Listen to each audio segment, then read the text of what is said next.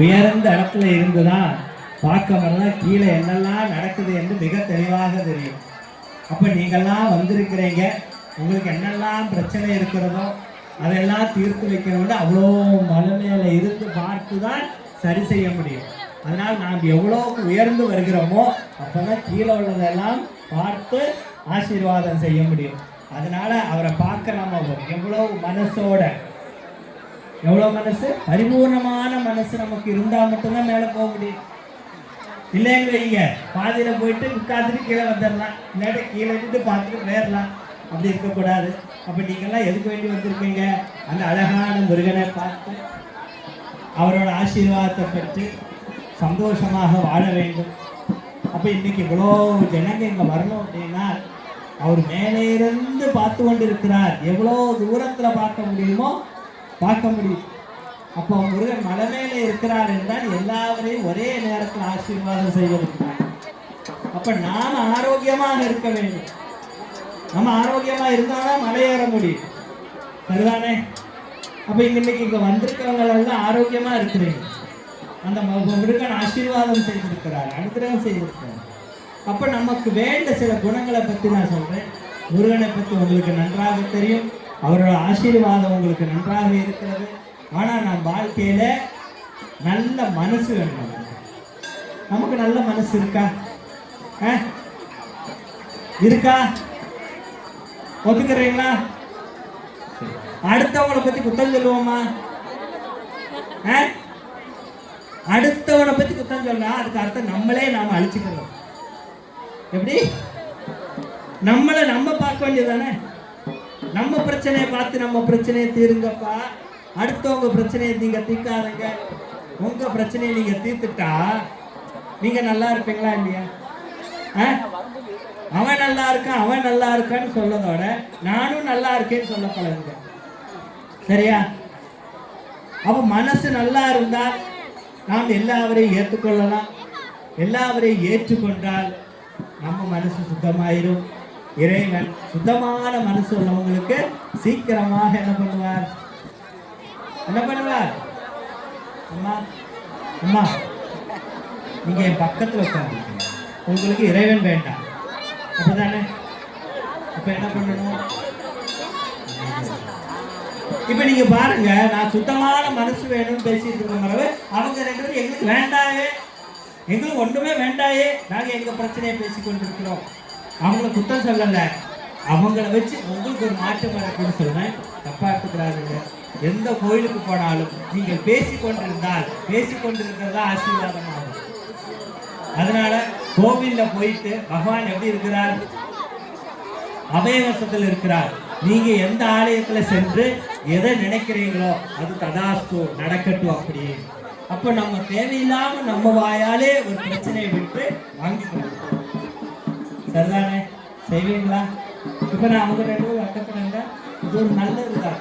நீங்க இதை பேசிக்கிட்டே இருக்கிறீங்க, சாமியார் என்னத்தையா பேசிட்டு போட மாட்டோம் தலை. அப்படி அல்ல. அந்த பகவான் ஒரு வார்த்தையை நீங்க சொல்ல வச்சிருக்கிறார் என்றால் உங்க வாழ்க்கையில் ஒரு மாற்றத்தை கொண்டு வருவதற்கு தான். புரியுதோ? ஒரு மாற்றம் உங்களுக்கு வர்றதுக்கு வேணும்தான் அவங்க எல்லாம் என்ன அழைச்சிருக்காங்க. இன்னைக்கு காலையில இங்க வந்தேன், எல்லாரும் சொன்னா பெரிய மலையாக்கு 3 மணி நேரம் ஏறணும்னு. நான் முருகன் சொன்னேன், நீ கூட்டிட்டு போப்பா, நான் வரேன். கூட்டிட்டு போனார். 1.25 மணி நேரத்துல போயிட்டு கீழே வந்தாச்சு. அப்போ அதே மாதிரி அந்த பகவானோட ஆசீர்வாதம் வாங்கிறதுக்கு தான் நீங்க இங்க வந்திருக்கிறீங்க. சினிமா பார்க்க வரல, டிராமா பார்க்க வரல. நம்ம குடும்பமும் நம்ம நாடும் எல்லாம் நல்லா இருக்கிறதுக்கு வேண்டிதான் நீங்க வந்திருக்கீங்க. அதனால உங்களுக்கு எல்லாமே நல்லதாவே நடக்கும். உங்களுக்கு எல்லா வலிமைகளும் நல்லா வரட்டும். எல்லா ஆசீர்வாதம் நிறைந்து தோரணமலை பெருமான் முருகன் எப்படியும் அவரோட என்னன்னா பக்தரை ரொம்ப பிடிக்கும் அவருக்கு. எல்லாரும் சோதிக்க மாட்டார். நாம தான் நினைச்சுக்கிறோம் சோதிக்கிறார். இல்லை, எப்போதும் நல்லா இருங்கன்னு சொல்லிட்டு இருக்கோம். அதனால முருகனை நல்லா பிரார்த்தனை பண்ணுங்க. உங்க குடும்பத்துல டெய்லி பிரார்த்தனை பண்ணுங்க. இப்ப எல்லாரும் டிவியை தான் பார்த்துட்டு இருக்கிறீங்க. என்கிட்ட ஒரு அம்மா சொல்லிச்சுக்காங்க, சாயங்காலம் விளக்கு பொறுத்தேன்னு இல்லை, டிவியில பாட்ட போடுவோம். அப்ப டிவிக்கு தான் மோசம் பண்ணுவோம்.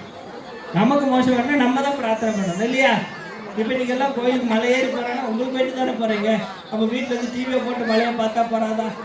அப்போது சாயங்காலம் போல டிவியை ஆஃப் பண்ணி வச்சு பகவானை வேண்டுங்க, பிரார்த்தனை பண்ணுங்க. நம்மளால் நம்ம வேலை பார்த்தா தானே சம்பளம் கிடைக்கும். டிவி வேலை பார்த்தா நமக்கு சம்பளம் கிடைக்கும். அதனால பிரார்த்தனையை உங்களோட திருநாமளால் செய்யுங்க. நீங்க எல்லாம் நல்லா இருங்க. வந்திருக்கிற அத்தனை பேருக்கும் என்னோட பரிபூர்ண ஆசீர்வாதம். அதுபோல இதை நடத்தி கொண்டிருக்க அரங்காவலர் ஐயா அவங்களும் அவங்க குடும்பம் நல்லா இருக்கட்டும். இங்க வரும் மக்களுக்கு எல்லாம் சுபிஷமான நிறைய நல்ல காரியங்கள் நடக்கட்டும், நல்லதை செய்யட்டும். அவர் அன்னதானம் பண்றாங்க, அவங்க கூட இத்தனை பேர் இருக்கிறாங்க, எல்லாரும் நல்லா இருக்கட்டும். நல்லதே நினைத்தால் நல்லதே நினைத்தால் நல்லதே நினைத்தால் அப்ப நல்லதே நினைங்கள், நல்லதே வரட்டும். அப்ப நம்ம நாட்டுக்கு நல்லது வரணும் இல்லையா? அதுவும் நீங்க நினைக்கணும். எப்படி? நம்ம நாட்டுக்கு நல்லது வர்றதுக்கும் நீங்க நினைக்கணும். நீங்க மட்டும் நல்லா இருக்குன்னு நினைக்க கூடாது. நம்மளும் நம்ம நாடும் நம்ம நாட்டுக்கு ஒரு மாற்றம் வரணும். அதனால நீங்க எல்லாரும் அதையும் நல்லா யோசிச்சு பாருங்க. பகவான் அதுக்கு ஒரு வாய்ப்பு கொடுத்துருக்காரு இந்த மாசம், நல்லா தெரியும் இல்லையா? அதையும் நல்லாக யோசிச்சு நல்ல மாதிரி தீர்மானம் எடுக்க. காரணம், நான் ஒரு விஷயம் சொல்றேன். உங்களுக்கெல்லாம் இப்போ ஒரு கிலோ அல்வா தந்தா என்ன ஆகும்? எத்தனை நாள் நிற்கும்? ஒரு வாரம் சாப்பிடுவீங்களா? இல்லை ஒரு 2 நாள் சாப்பிடுவீங்களா? அது தீர்ந்து போயிடும். அதனால அல்வா மாதிரி உங்க கையில வர்ற விஷயத்துல மயங்கிறானுங்க. வாழ்க்கை காலமும் வாழ்க்கையும் நாடும் நல்லா இருக்கணும்னு நல்லா ஞாபகம் வச்சுக்கோங்க. எல்லாம் ஆசைப்படுத்துவாங்க, ஆசையை காட்டி காட்டி உங்களை ஏமாத்துவாங்க. நீங்க பகவான் நாமத்துல மறந்துடாதங்க. நம்ம தமிழகம் நல்ல மாரி வரணும், நம்ம நாடு செழிப்பாகணும், உலகத்துல பேருகட்ட நாடாக வரட்டும். அதில் நம்ம பெருமான் நம்ம சாமி இன்னைக்கு உங்களெல்லாம் இங்க வர வச்சிருக்கிறார். நீங்களும் நல்லா இருங்க, உங்க குடும்பம் நல்லா இருக்கட்டும், நம்ம நாடு நல்லா இருக்கட்டும். ஓ